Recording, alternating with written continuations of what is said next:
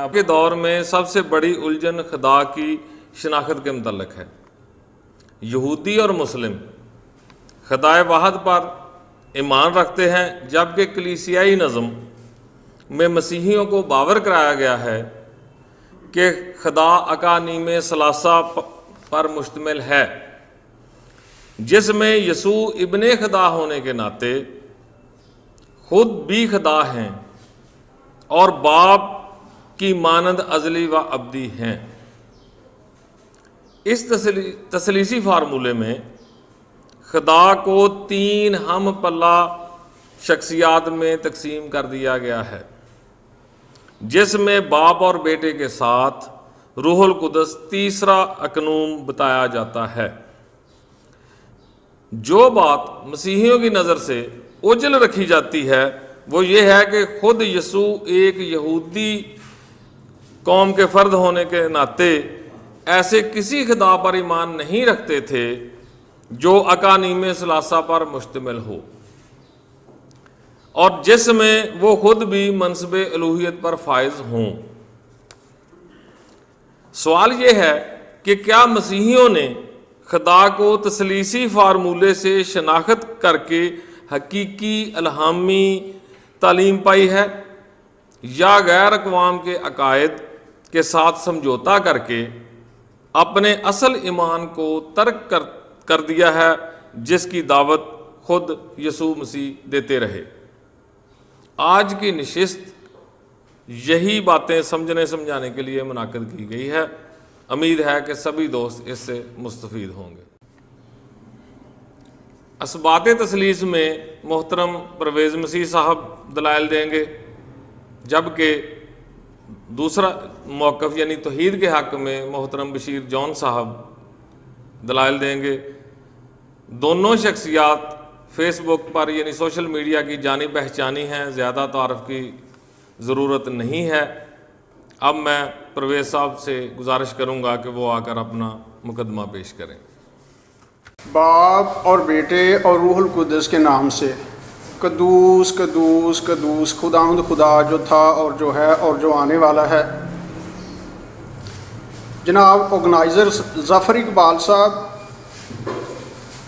جناب عبد الرحمان صاحب، جناب عظیم صاحب اور دیگر تمام محترم حاضرین و ناظرین، سلام۔ ہم اردو داں مسیحی سلام علیکم نہیں کہتے ہیں، کیونکہ سلام عبرانی لفظ شلوم کا ترجمہ ہے، جو یہوہ خدا کا صفاتی نام ہے۔ تو اگر ہم سلام کہنے کی بجائے سلام علیکم کہیں تو ایسا لگے گا جیسے کہا گیا ہے کہ تم پر خدا ہو۔ اور اب تو یہودیوں نے بھی شلوم علیکم کہنے کی بجائے صرف شلوم کہنا شروع کر دیا ہے۔ میں تعارف ہون وچ جڑا وہ تعارف سی وہ سارا حذف کر دیتا ہے۔ بشیر صاحب نہ ہوں مخاطب ہو کہ میں اگر میرے فاضل دوست کے پاس میری پیش کردہ کسی بلکہ تھوڑا جہا مینو عرض کے پیشکاری لین دو۔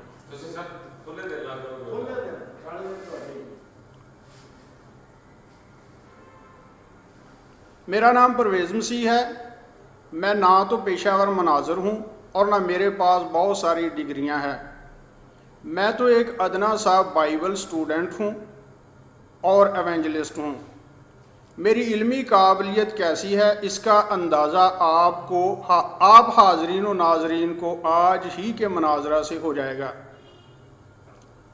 میں جو بھی عبارت پیش کروں گا اس کی صحت کا پورا ذمہ دار ہوں گا، خصوصاً ان الفاظ کی صحت کا جن سے میں پوائنٹ آؤٹ کروں گا۔ اگر میرے فاضل دوست کے پاس میری پیش کردہ کسی عبارت کی صحت کے خلاف کوئی ثبوت ہو تو وہ بلا جھجک پیش کر سکتے ہیں، یہاں تک کہ اگر میری پیش کردہ کسی آیت بائبل کی یا ترجمہ آیت کی یا آیت بائبل کے ان الفاظ کی صحت کے خلاف جن سے میں پوائنٹ آؤٹ کروں گا کوئی ثبوت ہو تو وہ پیش کر سکتے ہیں۔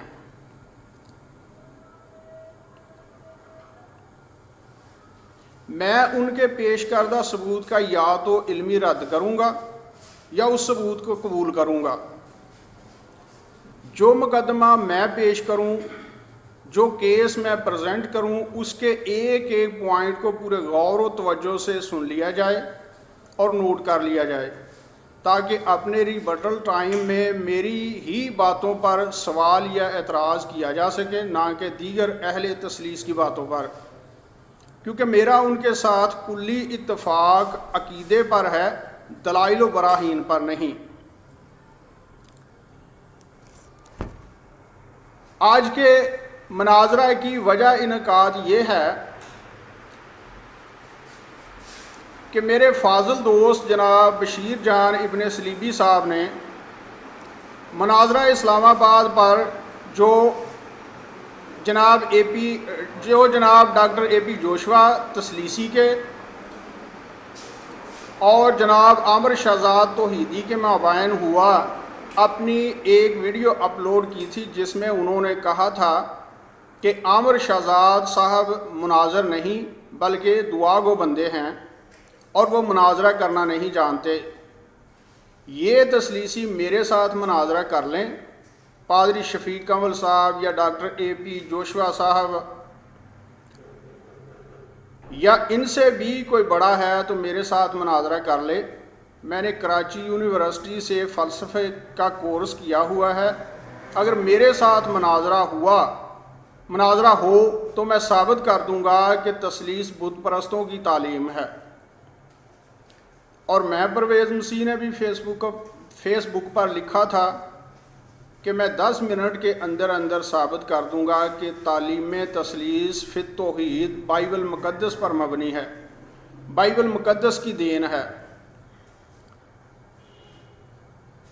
پہلے تو میں نے کہا تھا کہ میں مناظرہ کروں گا مناظرہ کی شرائط طے کر کے اور تحریر کر کے، مگر ظفر صاحب کو شاید یہ مناسب نہیں لگا یا کوئی مجبوری تھی، جس کے باعث یہ مناظرہ شرائط طے اور تحریر ہوئے بغیر ہی ہو رہا ہے۔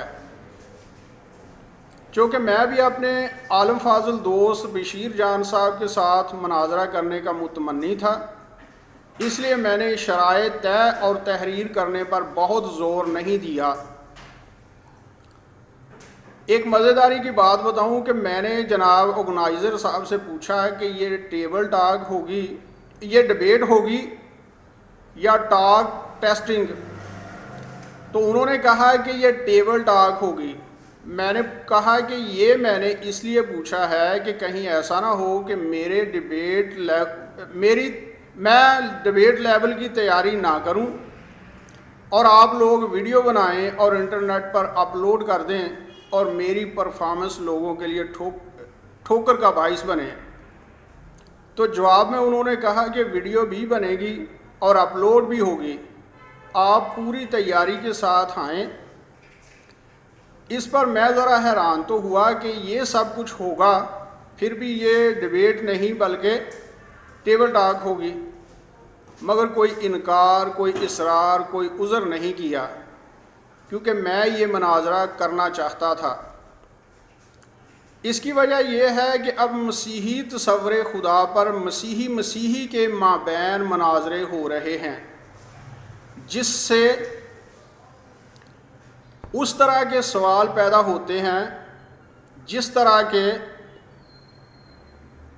جناب ظفر اقبال صاحب نے مناظرہ اسلام آباد کی افتتاحیہ میں کیے تھے۔ وہ سوال نہیں بلکہ گویا میزائل ہیں۔ چونکہ موقع نہیں ہے کہ میں سب کے جواب دوں، اس لیے میں صرف مین سوال کا ذکر اور اس کا جواب عرض کرتا ہوں۔ ظفر صاحب کہتے ہیں کہ اگر تثلیث فی التوحید تعلیم بائبل ہے تو پھر اس پر مسیحی حلقوں میں تضاد و اختلاف کیوں پایا جاتا ہے؟ اس کا جواب یہ ہے کہ مسیحیت عالمگیر مذہب ہے اور اس میں فرقے بھی ہیں، اس لیے مشرق کے کسی مسیحی کا مغرب کے کسی مسیحی سے یا ایک فرقے کے مسیحی کا دوسرے فرقے کے مسیحی سے اختلاف ہونا ناممکن یا اچنبے کی بات نہیں ہے۔ اسلام بھی عالمگیر مذہب ہے اور اس میں بھی فرقے ہیں۔ اس کا بھی ایک فرقہ دوسرے فرقے سے اختلاف کرتا ہے، یہاں تک کہ اسلامی تصور خدا پر بھی مسلم حلقوں میں تضاد و اختلاف پایا جاتا ہے۔ چنانچہ معتزلہ وحدت محضہ کے اور آج کے اکثر مسلمان فرقے وحدت حقیقی کے اور بہت سارے صوفی وحدت الوجود کے اور کچھ صوفی وحدت الشہود کے مبلغ ہیں۔ ان اختلافات کا مطلب یہ تو نہیں ہے کہ اسلام کئی قسم کا تصور خدا سکھاتا ہے۔ فرقوں میں اختلاف کی ایک وجہ تو فکری اختلاف و غلط فہمیاں ہوتی ہے، اور ایک وجہ دولت و شہرت کی بھوک۔ دنیا میں ایمان کے سوداگر بھی ہیں اور ایمان فروش بھی ہیں۔ خود میرے پاس مختلف اوقات میں کئی لوگ آئے اور کہا کہ ہمارے ساتھ مل کر کام کیجئے، ہم یہ کریں گے، ہم وہ کریں گے۔ تو ظاہر ہے کہ اور لوگوں کے پاس بھی آتے ہوں گے، اور میں تو دولت و شہرت کا بھوکا نہ تھا، اس لیے غلط پر یا باطل پر سمجھوتا نہ کیا۔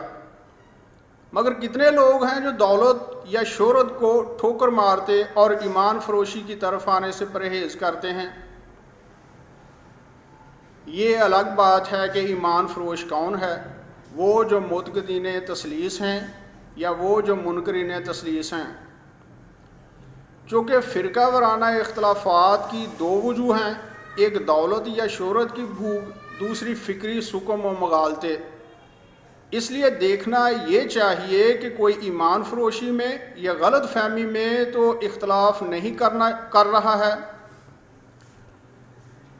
ظاہر ہے کہ ایمان فروش کے اختلافات کو دلیل سے ختم نہیں کیا جا سکتا، دلیل سے صرف مغالطوں کو دور کیا جا سکتا ہے، اور اسی کے لیے آج اکٹھے ہوئے ہیں۔ ڈیبیٹ یعنی مناظرہ کوئی بری شے نہیں ہے بلکہ اچھی شے ہے، کیونکہ اس سے حقائق جو لفظوں میں ملفوف ہوتے ہیں اجاگر ہو جاتے ہیں، بشرطے کہ یہ مناظرہ ہی رہے، مقابلہ، مجادلہ یا مکابرہ وغیرہ کا رنگ اختیار نہ کر لے۔ لفظ مناظرہ کے اشتقاق بارے میں مختلف خیال ہیں۔ ان میں سے ایک خیال یہ ہے کہ مناظرہ کا مطلب ہے فریقین کا اپنے اپنے نظریات ایک دوسرے کی نظر کرنا۔ مناظرہ میں جس طرح بلا دلیل یا بلا ثبوت بات کی کوئی وقت نہیں ہوتی ہے، اسی طرح تکذیب یا تنکیر کی بھی کوئی وقت نہیں ہوتی ہے۔ اس لیے ضروری ہے کہ میں بھی اور میرے عالم فاضل دوست بھی تحکم یعنی بلا دلیل بات سے یا تکذیب و تنکیر سے کام نہ لیں، بلکہ از اول تا آخر دلیل اور ثبوت سے کام لیں۔ ہمارے آج کے مناظرہ کا موضوع ہے تصور خدا۔ یہ موضوع جتنا زیادہ اہم ہے اتنا ہی زیادہ پیچیدہ ہے۔ اس کی پیچیدگی کا اندازہ اس سے ہو جاتا ہے کہ ایک حدیث میں ہے کہ شیطان بندے کے پاس آ کر کہتا ہے کہ تجھ کو تو خدا نے پیدا کیا ہے، تو بتا کہ خدا کو کس نے پیدا کیا ہے۔ اور ایک اسلامی شاعر کا شعر ہے، رب ایک گنجلدار بجھارت رب ایک گورگ دھندھا، رب ایک گنجلدار بجھارت رب ایک گورخ دھندھا، کھولن لگیاں پیچ اس دے کافر ہو جائے بندہ، کافر ہونوں ڈر کے جیویں کھوجوں مول نہ کھنجی، لائی لگ مومن دے پاروں کھوجی کافر چنگا۔ تو جو لوگ تصور خدا کے موضوع کو آسان و بچوں کا کھیل سمجھتے ہیں وہ بہت بڑی بے وقوفی کرتے ہیں۔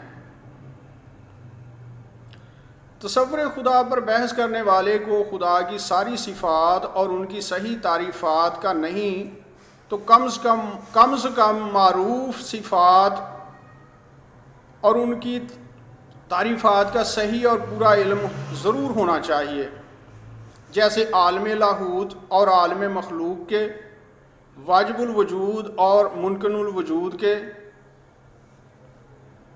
لامحدود اور محدود کے وغیرہ وغیرہ تقاضوں کا فرق معلوم ہونا چاہیے، ورنہ بامصداق شعر علم باج جو فقر کماوے کافر مرے دیوانہ ہو۔ میں بھی بائبل مقدس کی کتاب پیدائش سے مکاشفہ تک 66 کتابوں کے الہامی و آسمانی ہونے پر ایمان رکھتا ہوں، اور میرے عالم فاضل دوست بشیر جان ابن سلیبی بھی ایسا ہی ایمان رکھتے ہیں، مگر فرقہ وارانہ فرق ہونے کی وجہ سے یہ کہتے ہیں کہ کائنات کا خالق و مالک ریاضی کی روح سے ایک ہے، اور تثلیث فی التوحید کا عقیدہ بائبل مقدس پر مبنی نہیں ہے بلکہ بت پرست پس منظر سے آیا ہے، اور میں کہتا ہوں کہ یہ عقیدہ بائبل مقدس پر مبنی ہے، یعنی نبیوں اور رسولوں والا عقیدہ ہے، یہ ہرگز بت پرست پس منظر سے نہیں آیا ہے۔ اس لیے میں ثابت کروں گا کہ نمبر 1 یہ عقیدہ بائبل مقدس پر مبنی ہے، نمبر 2 یہ عقیدہ یہودی پس منظر سے آیا ہے، نمبر 3 یہ عقیدہ بت پرست پس منظر سے نہیں آیا ہے۔ پہلے تو میں اس کو بائبل مقدس پر مبنی ثابت کرتا ہوں، اور چونکہ بائبل مقدس عہد نامہ قدیم سے شروع ہوتی ہے، اس لیے میں بھی عہد نامہ قدیم سے شروع کرتا ہوں، تاکہ ہر کسی کو معلوم اور واضح ہو کہ عہد نامہ قدیم کی اور عہد نامہ جدید کی تعلیم میں فرق و اختلاف نہیں ہے۔ لیکن اس سے پہلے میں چند باتیں عرض کر دوں۔ جیسا کہ آپ جانتے ہیں کہ تفہیم و تعلیم کے لیے اصول بنائے گئے ہیں، مگر اکثر لوگوں کو ان کا علم نہیں ہوتا ہے، حالانکہ ضرور ہونا چاہیے، کیونکہ بغیر اصول کے بحث کرنا گویا کباڑ خانہ کھولنا ہے، جس میں سے مطلوبہ و متعلقہ شے ڈھونڈنا بڑا مشکل ہوتا ہے، اور کبھی کبھی تو وقت کا ضیاع ہوتا ہے۔ ایک مناظر کو معلوم ہونا چاہیے کہ میں یہ بات کس اصول کی روح سے کر رہا ہوں۔ مثلا معلوم ہونا چاہیے کہ میں یہ بات استقراء کی روح سے کر رہا ہوں یا اعتقاد کی روح سے، مادی کی روح سے کر رہا ہوں یا غیر مادی کی، مرئی کی روح سے کر رہا ہوں یا غیر مرئی کی، وغیرہ وغیرہ۔ میں حد الوسع آسان فہم اور عام فہم زبان استعمال کروں گا، اور اصطلاح کا استعمال وہاں کروں گا جہاں یہ ناگزیر ہوگا۔ میں کوئی بھی دعویٰ نرے کسی لفظ کی بنا پر نہیں کروں گا، کیونکہ ایک ہی لفظ معنی حقیقی بھی دیتا ہے اور معنی مجازی بھی۔ میں اپنے دعویٰ کی تائید و تصدیق میں صرف ایک ہی حوالہ یعنی ایک ہی پروف ٹیکسٹ پیش نہیں کروں گا، بلکہ ایک سے زیادہ، تاکہ ان سے نہ صرف میرے دعویٰ کی تائید و تصدیق ہو بلکہ ایک حوالہ سے دوسرے کی بھی تائید و تصدیق ہو۔ تو اب میں پہلے اپنے مسلمات کا مختصر خاکہ پیش کرتا ہوں، اس کے بعد میں ثبوت پیش کروں گا۔ ہم اہل تثلیث فی التوحید پر یہ الزام لگایا جاتا ہے اور اعتراض کیا جاتا ہے کہ یہ شرک کرتے ہیں، یہ مشرک ہیں، جبکہ ہم مشرک نہیں ہیں، بلکہ بروئے عقل اور بروئے بائبل ہم ہی صحیح اور سچے موحد ہیں، ہم ہی باب ابراہیم کے صحیح اور حقیقی وارث ہیں، جیسے کہ علامہ اقبال کا یہ شعر کہتا ہے، لے گئے تثلیث کے فرزند میراث خلیل، خشت بنیاد کلیسا بن گئی خاک حجاز۔ اور چار دانگ عالم میں مشہور منکر تثلیث فرقہ یہوہ کے گواہ لکھتا ہے Elohim means not persons but gods. So those who argue that this word implies a trinity make themselves polytheists, worshippers of more than one god. Why?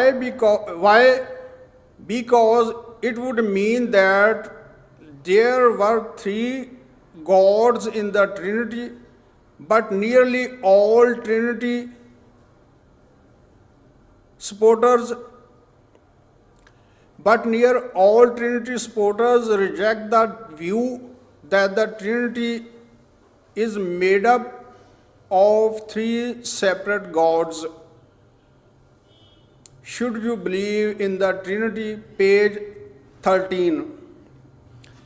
اس کا ترجمہ ہے الوہیم اشخاص کا نہیں بلکہ خداؤں کا معنی دیتا ہے، تو وہ جو دلیل دیتے ہیں کہ یہ لفظ ایک تثلیث پر دلالت کرتا ہے، خود کو مشرک یعنی ایک خدا سے زیادہ کی عبادت کرنے والے بناتے ہیں، کیونکہ اس کا مطلب ہوگا کہ اس تثلیث میں تین خدا ہیں، لیکن تقریباً تمام حامیان تثلیث اس خیال کو رد کرتے ہیں کہ یہ تین جدا جدا خدا بناتی ہے۔ پوائنٹ بھی نوٹڈ، اس میں منکر تثلیث فرقہ کہتا ہے کہ اس خیال کو تمام حامیان تثلیث رد کرتے ہیں کہ یہ تین جدا جدا خدا بناتی ہے۔ اگر ہم صحیح اور حقیقی موحد نہ ہوں بلکہ مشرک ہوں تو ہم معتقدین بائبل نہیں رہتے ہیں، منکرین بائبل بن جاتے ہیں، کیونکہ بائبل مقدس میں لکھا ہے خداوند تیرا فدیہ دینے والا جس نے رحم ہی سے تجھے بنایا یوں فرماتا ہے کہ میں خداوند سب کا خالق ہوں، میں ہی اکیلا آسمان کو تاننے اور زمین کو بچھانے والا ہوں، کون میرا شریک ہے؟ یسایہ 44:24۔ اور ہم اہل تثلیث مشرک نہیں ہے، اس کی زندہ نظیر و مثال یہ ہے کہ ہندو لوگ پولتھیسٹ ایک سے زیادہ ذاتوں کو معبود ماننے والے ہیں۔ وہ مانتے ہیں کہ خالق کائنات ذات بھی ازلی و قدیم ہے اور مادہ کائنات بھی قدیم و ازلی ہے، اسی مادہ سے خالق کائنات نے کائنات کو خلق کیا۔ مگر ہم اہل تثلیث مسیحی کہتے ہیں کہ صرف خالق کائنات ذات ازلی و قدیم ہے اور اس نے اپنے ہی کلام سے کائنات کو خلق کیا، جس کا مطلب ہے کہ وہ ذات اکیلی ازلی ہے اور اکیلی ہی کائنات کی خالق ہے، نہ تو کوئی ذات ازلیت میں اس کی شریک ہے اور نہ تخلیق کائنات میں۔ بروئے عقل یہاں ایک سوال پیدا ہوتا ہے کہ اگر صرف خالق کائنات ذات ازلی و قدیم ہے اور اس نے اپنے ہی کلام سے کائنات کو خلق کیا ہے تو کیا وہ ازلی و قدیم متحقق ہوئی؟ کیا حادث ثابت نہ ہوئی؟ کیونکہ یہ کائنات حادث ہے، اس لیے ضرور ہی یہ حادث سے پیدا ہوئی ہوگی۔ تو بروئے بائبل اور بروئے عقل ہم اس کا یہ جواب دیتے ہیں کہ خالق کائنات ذات واحد ہے اور اس واحد ذات میں شخصی کثرت ہے جس کو خدا، روح اور کلام یا باپ اور بیٹا اور روح القدس کہا گیا ہے۔ اس واحد ذات کا ایک شخص کائنات کی علت موجبہ ہے اور ایک شخص علت محدثہ ہے اور ایک شخص علت مبقیہ ہے۔ اس واحد ذات کا جو شخص علت موجبہ ہے اس نے نہ تو کبھی اپنی ذات سے باہر ظہور فرمایا، جیسا کہ لکھا ہے خدا کو کسی نے کبھی نہیں دیکھا، اکلوتا بیٹا جو باپ کی گود میں ہے اسی نے ظاہر کیا، یوحنا 1:18۔ یعنی انجیل مقدس یوحنا 1:18۔ وہ اندیکھے خدا کی صورت اور تمام مخلوقات سے پہلے مولود ہے، کلوسیوں 1:15۔ اور نہ ہی کائنات اس سے پیدا ہوئی ہے، کیونکہ کائنات علت محدثہ سے پیدا ہوئی ہے، اور اس واحد ذات کے دوسرے شخص نے اپنی ذات سے باہر ظہور فرمایا، جیسا کہ لکھا ہے، خدا کو کسی نے کبھی نہیں دیکھا، اکلوتا بیٹا جو باپ کی گود میں ہے اسی نے ظاہر کیا۔ اس میں جو لکھا ہے کہ اسی نے ظاہر کیا،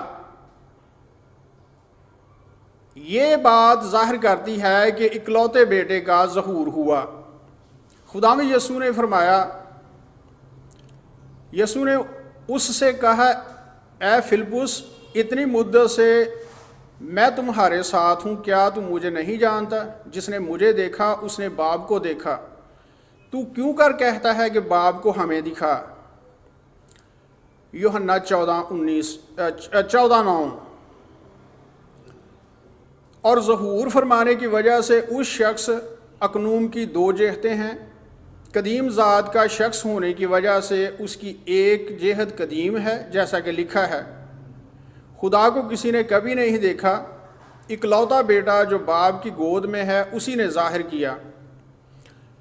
یہاں جن یونانی الفاظ کا ترجمہ اکلوتا بیٹا ہے، وہ الفاظ ہیں مونوگنیس تھیوس، جن کا لفظی ترجمہ ہے واحد مولود خدا۔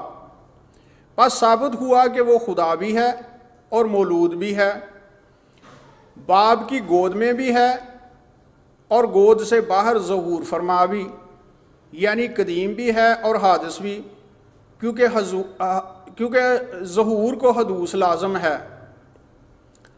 اور کوئی یہ نہیں کہہ سکتا کہ یہاں باپ کی گود سے مراد ذات نہیں ہے، کیونکہ ایک دوسری آیت میں ہے، بقا صرف اسی کو ہے اور وہ اس نور میں رہتا ہے جس تک کسی کی رسائی نہیں ہو سکتی، نہ اسے کسی انسان نے دیکھا ہے اور نہ دیکھ سکتا ہے، اس کی عزت اور سلطنت ابدالآباد رہے۔ تیموتھیوس 6:16۔ دیکھیے، اول الذکر آیت میں باپ کی گود میں اور مؤخر الذکر آیت میں نور میں رہتا ہے کہا گیا ہے، یعنی پاک کلام باپ کی گود کی تشریح، پاک کلام نے باپ کی گود کی تشریح خود ہی کر دی ہے، اور چونکہ اپنی ذات سے باہر ظہور فرمانے کی وجہ سے اس کی ایک جہت حادث ہے، اس لیے اس کو علت محدثہ کہا گیا ہے، یعنی وہ علت جس سے کائنات کی تخلیق ہوئی۔ چنانچہ لکھا ہے، سب چیزیں اس کے وسیلہ سے پیدا ہوئیں، اور جو کچھ پیدا ہوا ہے اس میں سے کوئی چیز بھی اس کے بغیر پیدا نہیں ہوئی۔ یوحنا 1:3۔ کیونکہ اسی میں سب چیزیں پیدا کی گئیں، آسمان کی ہوں یا زمین کی، دیکھی ہوں یا اندیکھی، تخت ہوں یا ریاستیں یا حکومتیں یا اختیارات، سب چیزیں اسی کے وسیلہ سے اور اسی کے واسطے پیدا ہوئی ہیں۔ کلوسیوں 1:16۔ اور اسی حادث جہت میں کائنات محاط و مکین ہے، جیسا کہ لکھا ہے، اور یہ بھی جانتے ہیں کہ خدا کا بیٹا آ گیا ہے اور اس نے ہمیں سمجھ بخشی ہے تاکہ اس کو جو حقیقی ہے جانیں، اور ہم اس میں جو حقیقی ہے یعنی اس کے بیٹے یسوع مسیح میں ہیں۔ حقیقی خدا اور ہمیشہ کی زندگی یہی ہے۔ پہلا یوحنا 5:20۔ کیونکہ باپ کو یہ پسند آیا کہ ساری معموری اسی میں سکونت کرے۔ کلوسیوں 1:19۔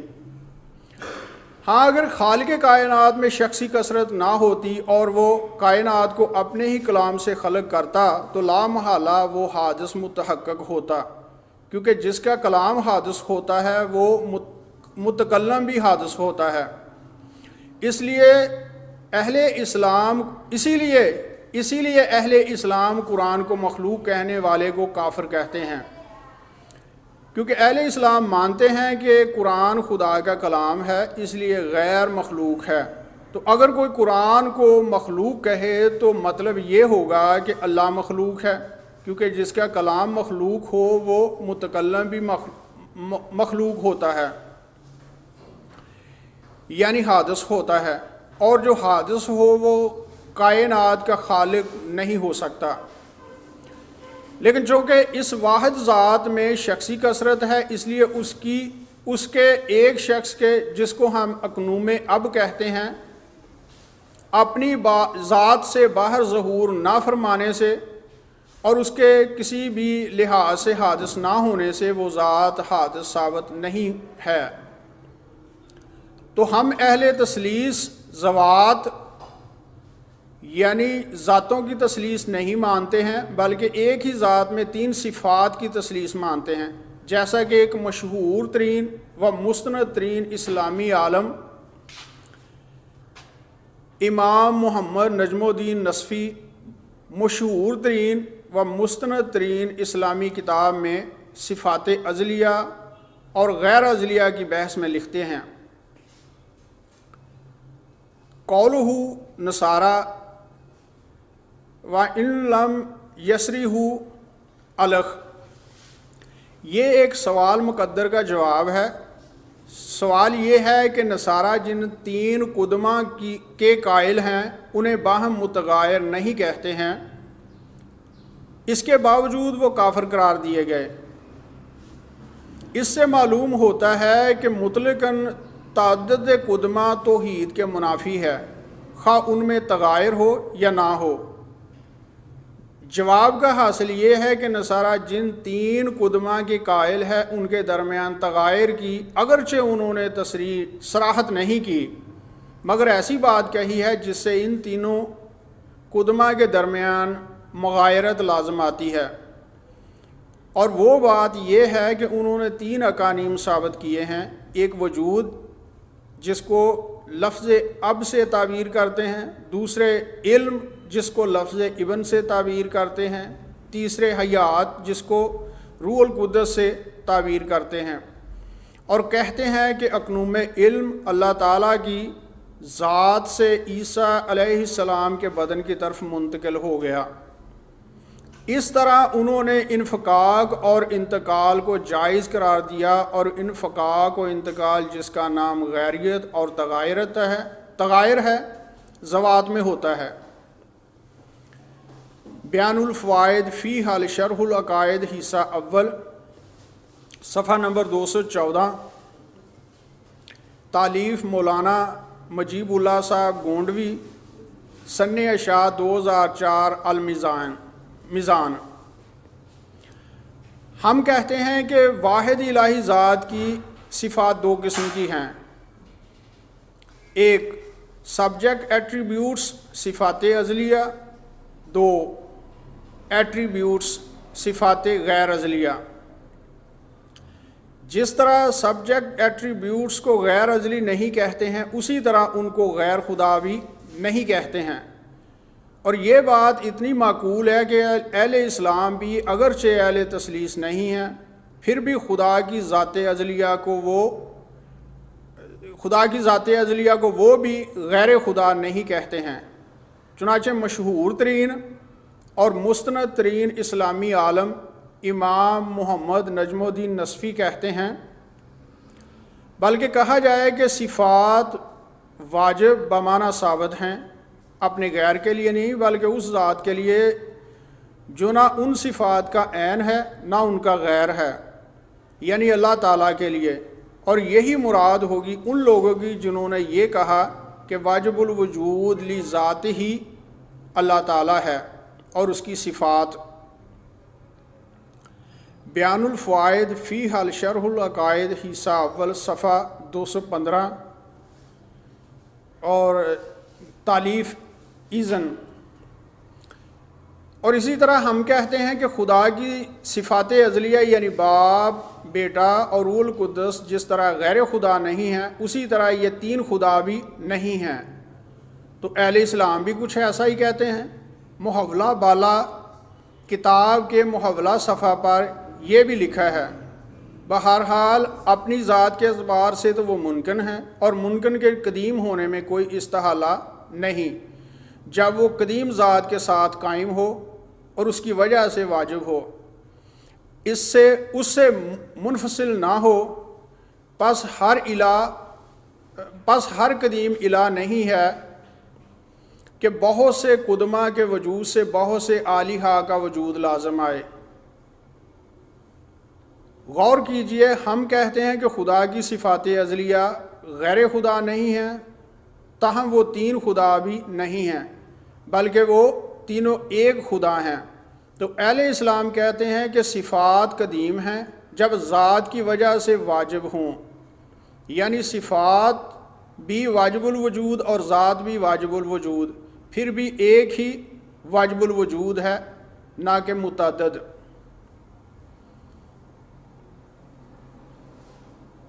اج ٹائم دی کی پوزیشن ہے؟ پھر تو ختم ہی ہو گیا۔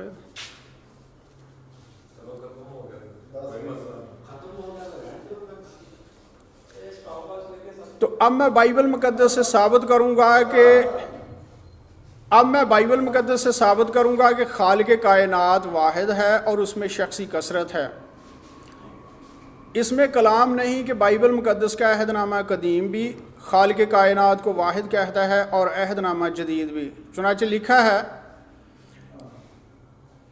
حوالہ نمبر 1، کیا ہم سب کا ایک ہی باپ نہیں؟ کیا ایک ہی خدا نے ہم سب کو پیدا نہیں کیا؟ پھر کیوں ہم اپنے بھائیوں سے بے وفائی کر کے اپنے باپ دادا کے عہد کی بے حرمتی کرتے ہیں؟ حوالہ نمبر 2، کیونکہ تو بزرگ ہے اور عجیب و غریب کام کرتا ہے، تو ہی واحد خدا ہے۔ حوالہ نمبر 3، جو کہ واحد خدا کو چھوڑ کر کسی اور معبود کے آگے قربانی چڑھائے وہ بالکل نابود کر دیا جائے۔ حوالہ نمبر 4، سن اے اسرائیل، خداوند ہمارا خدا ایک ہی خداوند ہے۔ حوالہ نمبر 5، اس طرح کچھ 14 حوالے ہیں جن میں واحد کا ذکر آیا ہے، اور ان میں 3 عبرانی الفاظ اور 2 یونانی الفاظ آئے ہیں، اور یہ ایک دوسرے کے متبادل استعمال ہوئے ہیں۔ اب وحدت کے ثبوت، وحدت میں یعنی واحد ذات میں کثرت کے ثبوت یہ ہیں۔ عہد نامہ قدیم میں لکھا ہے، پھر خدا نے کہا کہ ہم انسان کو اپنی صورت پر اپنی شبیہ کی مانند بنائیں، اور وہ سمندر کی مچھلیوں اور آسمان کے پرندوں اور چوپایوں اور تمام زمین اور سب جانداروں پر جو زمین پر رینگتے ہیں اختیار رکھیں۔ اور اگلی آیت میں لکھا ہے، اور خدا نے انسان کو اپنی صورت پر پیدا کیا، خدا کی صورت پر اس کو پیدا کیا، نر و ناری ان کو پیدا کیا۔ پیدائش 1 باب کی 27۔ دیکھیے، اول الذکر آیت میں الفاظ ہیں، خدا نے کہا کہ ہم انسان کو اپنی صورت پر بنائیں، اور مؤخر الذکر آیت میں الفاظ ہیں، خدا نے انسان کو اپنی صورت پر پیدا کیا۔ تو مطلب یہ ہوا کہ خدا کا مصداق ہم ہے اور ہم کا مصداق خدا ہے۔ اس ہم میں کوئی غیر خدا شامل نہیں ہے، اور سب جانتے ہیں کہ ہم جمع کا صیغہ ہے نہ کہ واحد کا، کثرت کو ظاہر کرتا ہے نہ کہ وحدت کو۔ تو ثابت ہوا کہ یہاں الفاظ ہم بنائیں خدا اور فرشتوں کے لیے نہیں، بلکہ صرف کائنات کے خالق و مالک قادر مطلق خدا کے لیے آئے ہیں، اور یہ خدا میں کثرت پر دال ہیں۔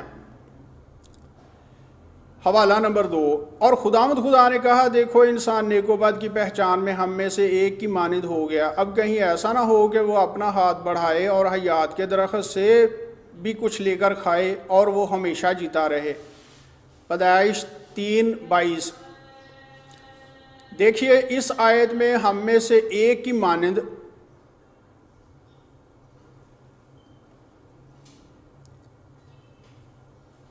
میم منو کا عہد کے الفاظ آئے ہیں، اور یہ آیت بھی خدا کی ذات میں کثرت پر دلالت کرتی ہے، کیونکہ سانپ نے کہا تھا، بلکہ خدا جانتا ہے کہ جس دن تم اسے کھاؤ گے تمہاری آنکھیں کھل جائیں گی اور تم خدا کی مانند نیک و بد کے جاننے والے بن جاؤ گے۔ پیدائش 3:5۔ اور خدا نے سانپ کی اس بات کی تردید نہیں بلکہ تصدیق فرمائی، تو معلوم ہوا کہ اس ہم میں سے ایک کی مانند کا مصداق خدا کی اپنی ہی کثرت ہے، اس میں کوئی غیر خدا شامل نہیں ہے۔ پھر یہ کثرت شخصی ہے، کیونکہ یہاں کہا گیا ہے کہ ہم میں سے ایک کی مانند ہو گیا، اور ہم میں سے ایک کو فلسفہ کی زبان میں واحد بالشخص کہتے ہیں جو کثیر اشخاص میں کا ایک ہوتا ہے، جیسے کہا جاتا ہے کہ وہ لاکھوں میں ایک ہے، وہ ہزاروں میں ایک ہے، اس جیسا کوئی نہیں ہے۔ اور پھر یہ کثرت امتیازی ہے، کیونکہ یہاں یہ نہیں کہا گیا ہے کہ ہم سب کی مانند ہو گیا، بلکہ یہ کہا گیا ہے کہ ہم میں سے ایک کی مانند ہو گیا، جس کا مطلب ہے کہ اس ہم کے مصداق غیر متمائز نہیں ہیں، ان میں امتیاز پایا جاتا ہے، آپس میں متمائز ہیں۔ اور عہد نامہ جدید میں الہی ذات میں کثرت کے ثبوت یہ ہیں۔ پہلا ثبوت، پس تم جا کر سب قوموں کو شاگرد بناؤ اور ان کو باپ اور بیٹے اور روح القدس کے نام سے بپتسمہ دو، متی 28:19۔ اس آیت میں تین کا ذکر اگرچہ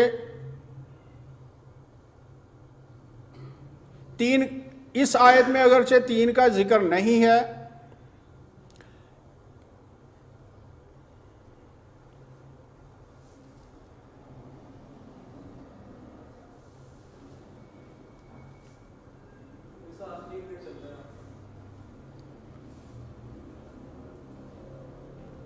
میں تو بڑا سلو پڑھتا سی کہ سمجھ بھی لگے، لیکن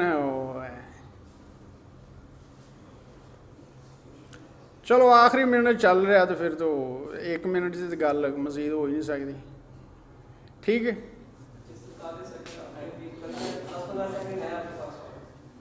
وہ تو فولڈر آف ہو گیا تو آن کر دیں